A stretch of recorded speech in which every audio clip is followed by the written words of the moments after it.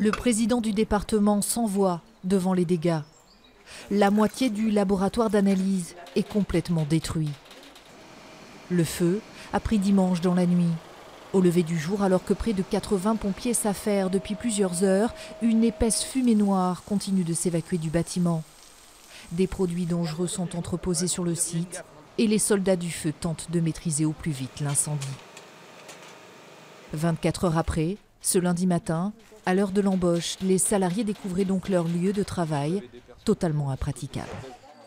C'est affreux, quoi.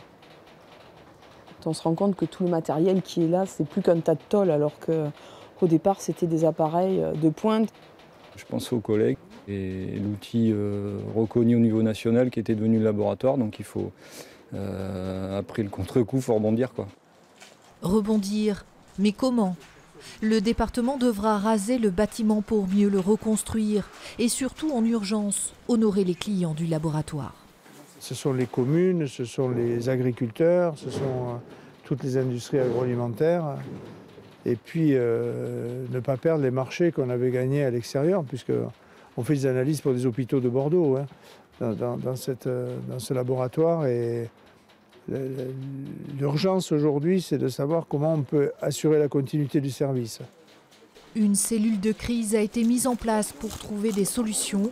Pour l'heure, l'origine de l'incendie reste inconnue et les 120 salariés ont été placés au chômage technique.